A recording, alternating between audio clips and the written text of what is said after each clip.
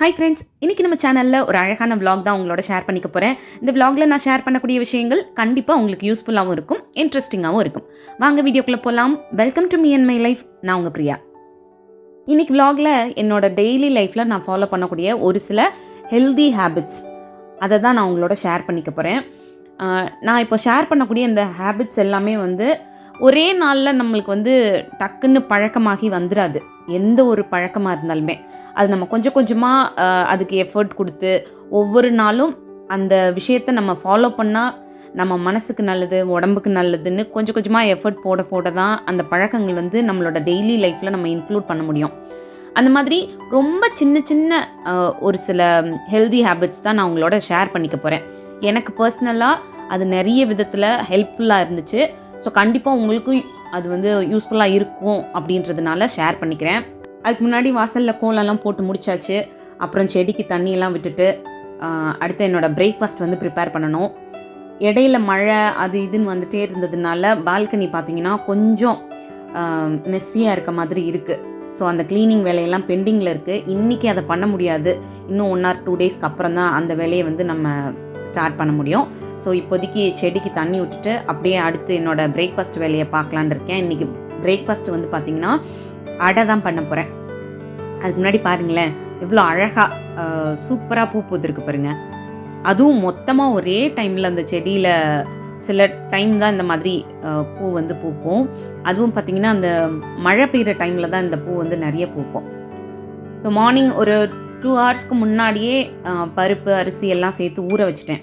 இப்போது அரைச்சி எடுத்து வச்சுட்டேன்னா குளிச்சுட்டு அப்படியே அடை ஊற்றிடலாம். நான் அடை எப்படி யூஸ்வலாக ப்ரிப்பேர் பண்ணுவேன்னா, 1/2 கப் அளவுக்கு அரிசி எடுத்தால் அதே கப்பில் 1/2 கப் அளவுக்கு துவரம்பருப்பு, 1/2 கப் கடலைப்பருப்பு, 1/4 கப் அளவுக்கு பாசிப்பருப்பு, 1 ஸ்பூன் அளவுக்கு கொஞ்சமாக உளுந்த பருப்பு சேர்த்துக்குவேன். அப்புறம் ஒரு 1/2 ஸ்பூன் சீரகம், 1/2 ஸ்பூன் சோம்பு, 2 பூண்டு பல், மிளகாய் வத்தல், இது எல்லாத்தையும் சேர்த்தே ஊற வச்சுருவேன். இன்றைக்கி மிளகாய் வத்தல் போடுறதுக்கு மிஸ் பண்ணிட்டேன், அதனால் இப்போது அரைக்கும் போது சேர்த்துருக்கேன். ஸோ இது எல்லாத்தையும் சேர்த்து லைட்டாக அந்த ரவை பதம் இருக்கும் பார்த்திங்களா, அந்த அளவுக்கு அரைச்சி எடுத்து வச்சிட்டேன்னா வெங்காயம், பச்சை மிளகாய், கருவேப்பிலை இது எல்லாத்தையும் கட் பண்ணி சேர்த்து கலந்து வச்சுட்டு இது கூட தொட்டுக்கிறதுக்கு தேங்காய் சட்னி ப்ரிப்பேர் பண்ணிடுவேன். இந்த ரெசிபி டீட்டெயில்டாக வேணுன்னா நம்மளோட குக்கிங் சேனல் பிரியாஸ் மதுரைக்காரங்க சமையலில் நீங்கள் பார்க்கலாம். அதில் நிறைய ரொம்ப ரொம்ப சிம்பிளான ரெசிபீஸ் எல்லாம் ஷேர் பண்ணியிருக்கேன். ஸோ இப்போது இந்த மாதிரி உப்பு போட்டு கலந்து வச்சுட்டு அப்படியே குளிச்சுட்டு அடை ஊற்றணும். அப்படியே பிரேக்ஃபாஸ்ட் முடிச்சுட்டு அடுத்தடுத்த வேலைகளை பார்த்துக்கிட்டே இன்றைக்கான டாபிக் உள்ளே நம்ம போயிடலாம். அதுக்கு முன்னாடி ஒரு சின்ன ரிக்வஸ்ட், நீங்கள் இந்த வீடியோ பார்த்துட்டு இருக்கும்போதோ இல்லை பார்த்து முடிக்கும் போதோ இதில் இருக்க கண்டென்ட் உங்களுக்கு பிடிச்சிருந்ததுன்னா மறக்காமல் வீடியோ கீழே இருக்க லைக் பட்டனை கிளிக் பண்ணிக்கோங்க. அப்படி நீங்கள் கொடுக்க போகிற அந்த குட்டி குட்டி லைக்ஸ் எல்லாமே இன்னும் நல்ல நல்ல கண்டென்ட்லாம் நான் உங்களோட ஷேர் பண்ணிக்கிறதுக்கு எனக்கு கொஞ்சம் மோட்டிவேட்டிங்காக இருக்கும். நான் இப்போ ஷேர் பண்ண போகிற ஹெல்தி ஹேபிட்ஸ் எல்லாமே ரொம்ப ரொம்ப சிம்பிளானது தான், எல்லாருனாலையும் ஃபாலோ பண்ண முடியும். இது வரைக்கும் நீங்கள் ஃபாலோ பண்ணாமல் இருக்கீங்க, அதாவது இந்த ஹேபிட்ஸ் எல்லாம் எனக்கு தெரியும், இந்த டிப்ஸ் எல்லாம் எனக்கு ஆல்ரெடி தெரியும், இருந்தாலும் நான் இது வரைக்கும் ஃபாலோ பண்ணுறதே இல்லை, அது நல்லதுன்னு தெரிஞ்சால் கூட ஏனோ அதை நான் ஃபாலோ பண்ணுறதுக்கு அப்படியே தள்ளி போட்டுகிட்டே இருக்கேன் அப்படின்னா ப்ளீஸ் இன்னிலேருந்து இதை ஃபாலோ பண்ண ஸ்டார்ட் பண்ணுங்கள். நிறைய உங்களுக்கு சேஞ்சஸ் தெரிய ஆரம்பிக்கும். ஃபர்ஸ்ட் ஹேபிட் நான் ஃபாலோ பண்ணக்கூடியது என்ன அப்படின்னு பார்த்தீங்கன்னா, ரீசெண்ட் டைமில் 3 நேரமும் ஒயிட் ரைஸ்லேயே பண்ணக்கூடிய ஃபுட்டை எடுத்துக்கிறத அவாய்ட் பண்ணிட்டோம் எங்கள் வீட்டில். ஏன்னா இந்த மாதிரி நம்மளோட லைஃப் ஸ்டைல் பார்த்திங்கன்னா ரொம்ப செடன்ட்ரி லைஃப் ஸ்டைலாக தான் இருக்குது. பெருசாக உடல் உழைப்பு கிடையாது. எப்போவுமே ரொம்ப லைட்டாக இருக்க வேலைகள் மட்டும்தான் பார்த்துட்ருக்கோம். நம்ம அப்பா அம்மா டைம்லேயோ தாத்தா பாட்டி டைம்லேயோ இருந்த மாதிரி உடல் உழைப்பு இப்போ கிடையாது.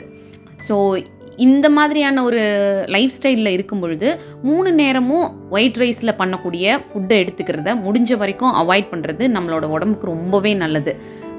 இந்த டயபெட்டிக் ப்ராப்ளமாக இருக்கட்டும், நம்மளோட மெட்டபாலிசம் அஃபெக்ட் ஆகிறதா இருக்கட்டும், ரொம்ப நம்ம உடம்புல வெயிட் போடுறதா இருக்கட்டும், இன்னும் நிறைய சின்ன சின்ன ஹெல்த் இஷ்யூஸ் எல்லாமே இந்த மாதிரி 3 நேரமும் நம்ம ஒயிட் ரைஸ்லேயே பண்ணக்கூடிய ஃபுட்டை எடுத்துக்கிறதுனாலேயே வருது அப்படின்னு நிறைய இப்போ நம்ம கேள்விப்படுறோம்.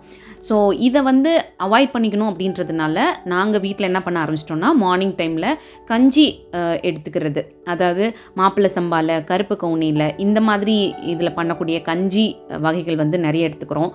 அப்புறம் கேப்பை, கோதுமை இதில் பண்ணக்கூடிய டிஷ்ஷஸ் நிறைய எடுத்துக்கிறோம். ஸோ இப்போ தான் கொஞ்சம் கொஞ்சமாக இந்த ஒயிட் ரைஸில் பண்ணக்கூடிய இட்லி தோசையாக இருக்கட்டும், பொங்கல் இந்த மாதிரி ஐட்டம்லாம் வந்து கொஞ்சம் கொஞ்சம் கம்மி பண்ண ஆரம்பித்தாச்சு. ஏன்னா நம்ம யோசித்து பார்த்தோம்னா காலையில் எழுந்திரிச்சதும் இட்லி இல்லைன்னா தோசை, மதியம் சாப்பாடு ஒயிட் ரைஸு, அது கூட நம்ம என்ன குழம்பு வகைகள் வைக்கிறோமோ அதோட வச்சு சாப்பிட்றோம். அப்புறம் திரும்ப நைட்டு பார்த்திங்கன்னா இட்லி தோசை. இது எல்லாமே 3 நேரமும் இந்த மாதிரி ஒயிட் ரைஸில் பண்ணக்கூடியதே தான் ரிப்பீட்டடாக நம்ம சாப்பிட்டுக்கிட்டே இருக்கோம்.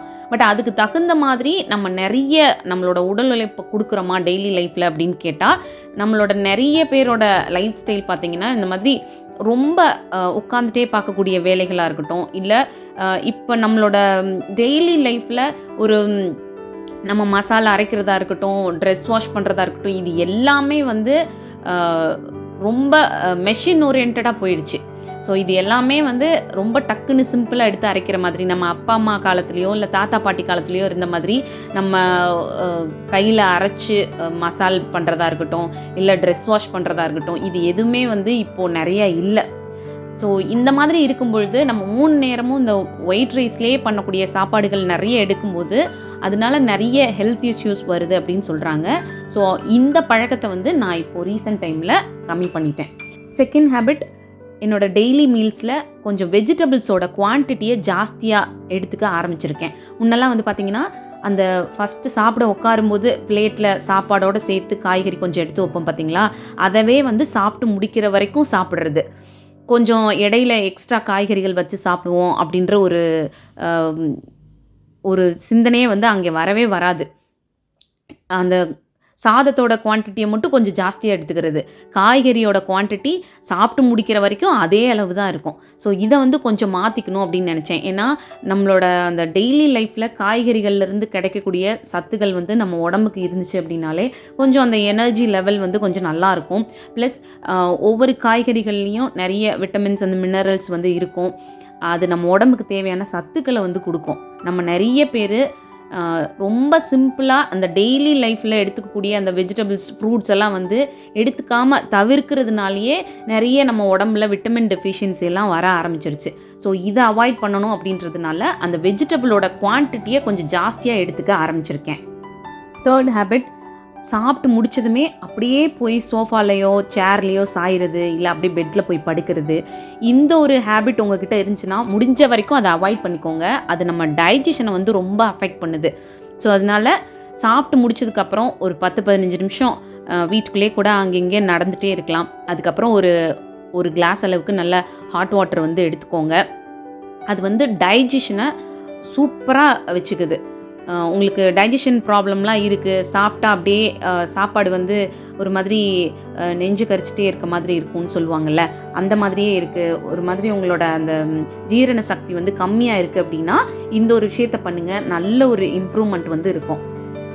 ஃபோர்த் ஹேபிட், உங்களுக்கு சாப்பிடும் பொழுது டிவி பார்த்துட்டே சாப்பிட்றது, மொபைல் பார்த்துட்டே சாப்பிட்றது, இல்லை சைடில் புக்கு ஏதாவது படிச்சுக்கிட்டே சாப்பிடக்கூடிய பழக்கம் இருந்துச்சுன்னா அதை வந்து முடிஞ்ச வரைக்கும் இல்லை, தயவுசெய்து அவாய்ட் பண்ணிடுங்க. எனக்கு வந்து மொபைலில் ஏதாவது போட்டு கேட்டுக்கிட்டே சாப்பிட்ற பழக்கம் வந்து இருந்துச்சு. ஸோ அதை வந்து அவாய்ட் பண்ணிட்டேன். ஏன்னா அப்படி நம்ம கேட்டுகிட்டே சாப்பிடும்பொழுதோ இல்லை எதையாவது பார்த்துட்டே சாப்பிடும்பொழுதோ நம்ம சாப்பாடில் கவனமே இருக்காது. எவ்வளோ சாப்பிட்றோம், என்ன சாப்பிட்றோம், அதை ரசித்து தான் சாப்பிட்றோமா, குவான்டிட்டி எவ்வளோ எடுத்துக்கிறோம், இந்த மாதிரி எதுவுமே தெரியாது. ஸோ இந்த ஒரு விஷயத்தை அவாய்ட் பண்ணணும் அப்படின்னா சாப்பிடும்பொழுது சாப்பாடில் மட்டும் கவனம் வச்சு சாப்பிடுங்க. அந்த மாதிரி சாப்பிடும்போது நம்ம எந்த அளவு அந்த சாப்பாடை ரசித்து சாப்பிட்றோமோ அந்தளவுக்கு அது உடம்புல போய் அதுக்கான வேலையை வந்து செய்யும். ஒன்று.